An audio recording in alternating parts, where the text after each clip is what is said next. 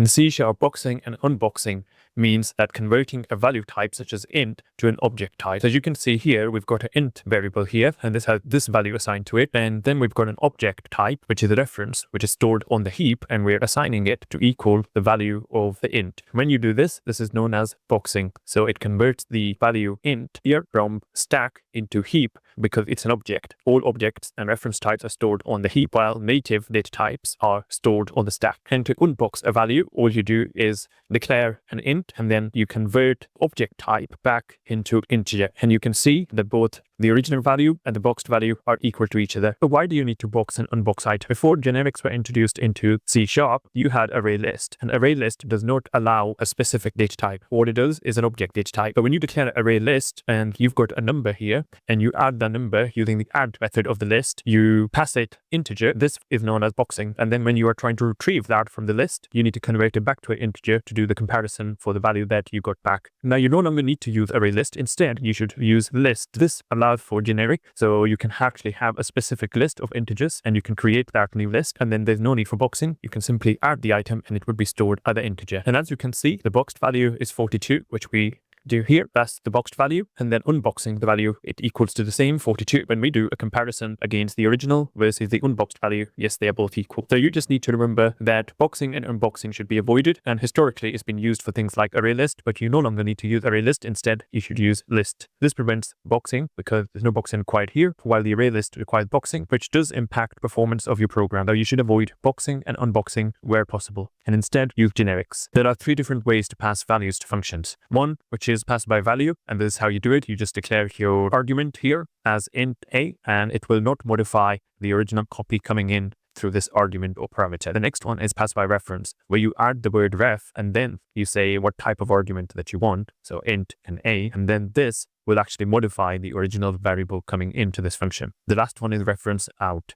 You add the word out and then you declare the type of variable it is. The only difference between ref and out is with ref, you have to declare the variable outside the function and assign a value to it, while with out, you only need to declare variable outside, but you do not need to assign a value to it. The assignment of the value actually happens within this function. So I'm just going to run this code, and here you can see that we have a variable here, value, and it assigned a value of 10. This is the value that's printed before. So as you can see, pass by value before and then pass by value after. And you can see this variable has not changed. It stayed the same. But if you pass by reference, then what will happen is this is the before. It's 10 because that's what we declared. Then it changes because you're passing by ref here. So ref, this will actually modify it to 20 because the function will multiply by 2 and then you will get 20. And as you can see, you have to add the word ref here, and here when you do it by value, you don't have to add anything. The final one is pass by out. So here, just use the word out and you pass it the variable, and notice the variable is not initialized. So you don't have to do this, because what will happen is this is just a variable that's not initialized. When you pass it into the function, it will get initialized here, and it will get assigned a value, and then that value is returned. And as you can see here, this is the final one, pass by out, and we've got 42 here. Pass by out, you don't have to initialize the variable. Pass by ref, you have to initialize the variable, and it does modify the original value. Pass by value is just what comes as standard. So here, as you can see, it's pass by value. You just do it like that. Pass by ref, you add the word ref, and then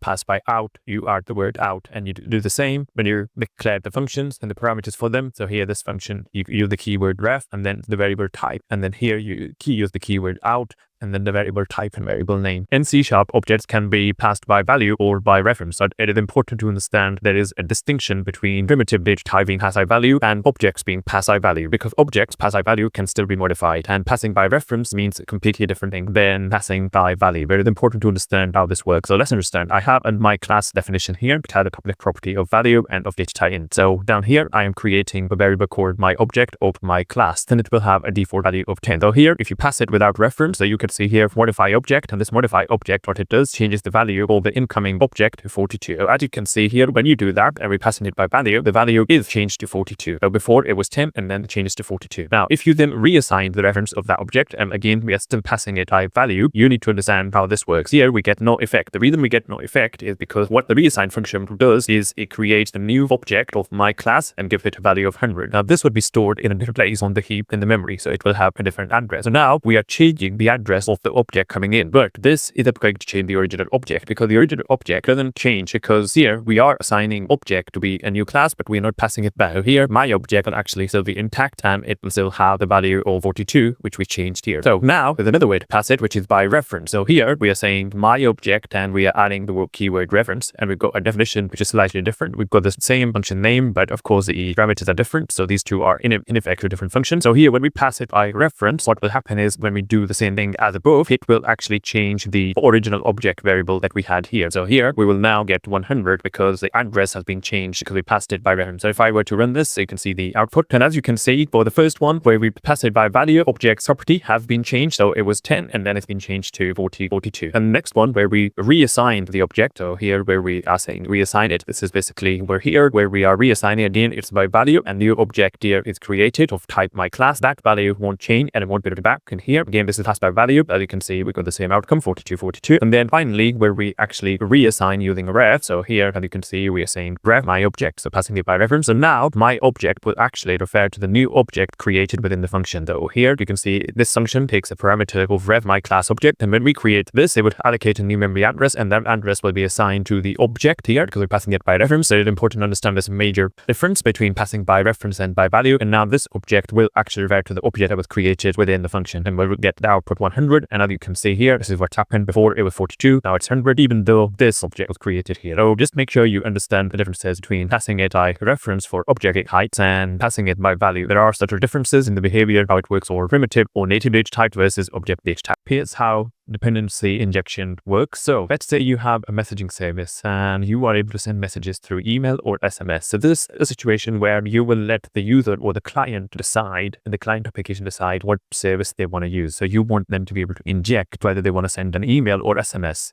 So you don't want the program to sort of dictate. So you let the client dictate the service that they will use, email or SMS. So first thing you do is you declare iMessage service interface. This is something I've made up, and that has a send message method. And this method here is not actually implemented here because it's an interface. And then implementation of the send message is one, you create an email service which implements iMessage service. So it has the send message, and then this will simply write out a line in this application to the console, but normally you would have email stuff going on here. And the SMS service in the end will do the same. So both of them are inheriting from the iMessage service, which is an interface. So both of them sign the contract with the interface, then they're going to have the following methods. The next thing that you do is this is the notification sender, and this has a constructor which takes in a messaging service. So here you can pass it a messaging service such as SMS or email, and then this has a method called notify. And when you call the notify method, it takes in a message, and using the messaging service, which would be either email or SMS, it will send that message off to that service. So here, for example, send message here. If it goes to the email one, then it would call this method here. And sorry, this is the SMS one. And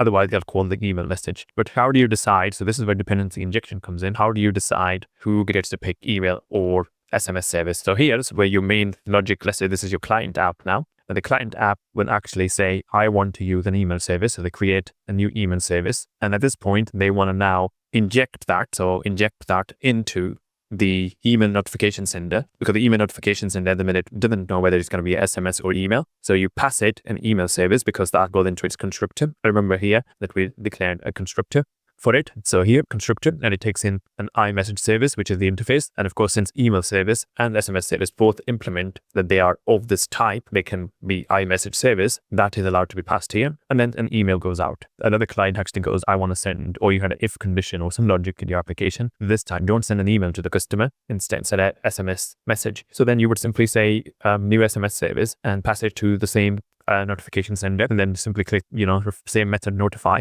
and this time the message will go out via SMS. And of course, our SMS class at the minute just prints the message here, and same with the email one, it just prints, it doesn't actually send anything. So this is how dependency injection works. So if I run this, and you can see what output we get, and as you can see here, email sent with the message hello via email and hello via SMS. So we can see that this has worked because we printed these lines here, SMS sent with message or email sent with message. So that's basically it in terms of dependency injection. I hope you are able to understand it a bit better. A lot of people get confused when to use a class versus a struct. So let's see if I can add some clarity. So a class is an object that's stored on the heap when it's allocated on the memory, while a struct is stored on the stack. This is an important difference, and this is because struct is a value type while class is a reference type.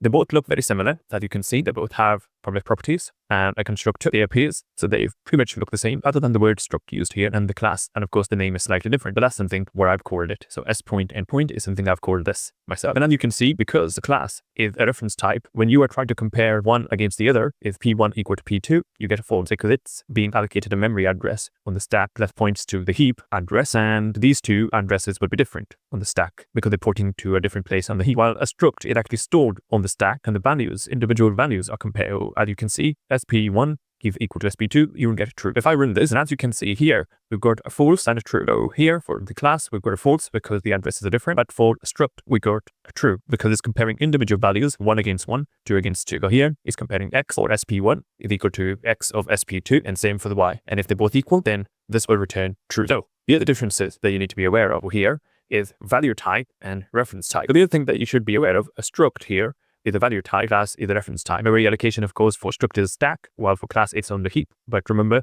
the pointer is actually stored on the stack for the class.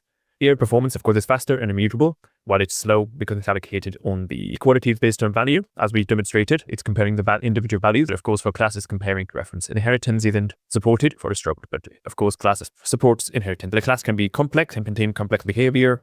It can contain other objects, inheritance, while struct is very small, immutable, and simple data. Just so you can use it for coordinates, for example, and small bits of information, but don't use it for anything more complex than that. As you can see here, that's why class, this did not work. But for struct, this did work because it's comparing the individual items, and its value type, while this is comparing reference and its reference, which of course would be false. Here's the important difference between a class and a struct. So here, this is a class here, and this is a struct. So what I'm trying to do here is make a copy of the class, like as shown here, and then make a copy of the struct. And this is the important difference between class and struct. When you make a copy of the class, it will actually copy the reference to the same object. So in this case, when I say P2 is equal to P1, it's actually going to refer to the same object in memory. So when you change something with P1, it will be reflected in P2. And when you change something with P2, it will be reflected in P1. But they both are referring to the same object. So that's why classes are known as reference types. While with the struct, it's known as the value type. So when you make a copy of it, so here I've got SP1, struct1, and struct2,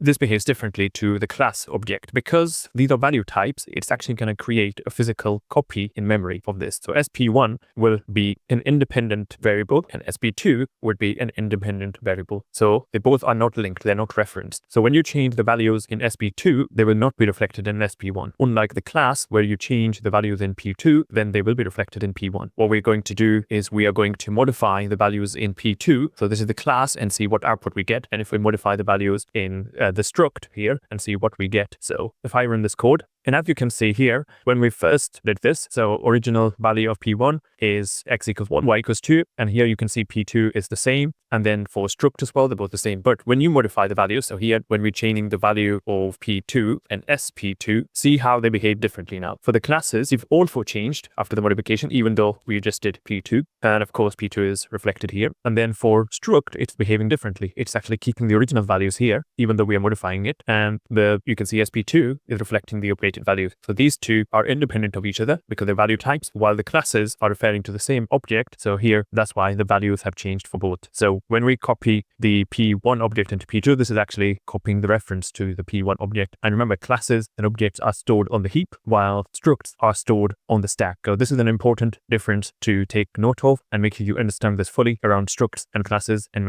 essentially reference types and value types, and how they behave when you do something like this versus a struct doing something completely different. Struct types in C# are value types, and you can mark, just like as you can with a class, some properties as read only. So here we've got a field X and Y, and if we add the words read only before the data type of the field, you can mark them as read only. Now notice here, I'm initializing this X here with a 9, but in the constructor, I'm letting the user pass in X value.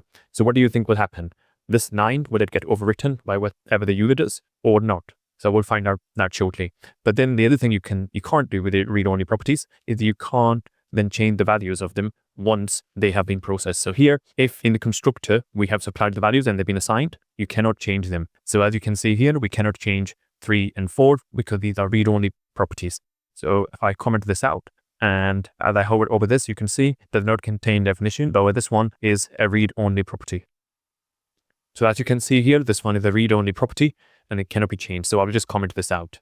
And as you can see, we get no errors now. So if I run this, and here we have the output, which is x equals 1, y equals 2. Now notice this 9 here gets ignored. The reason for this is in the constructor, we are supplying the value of x is 1, y is 2. So these overwrite wherever the default value that you provided here.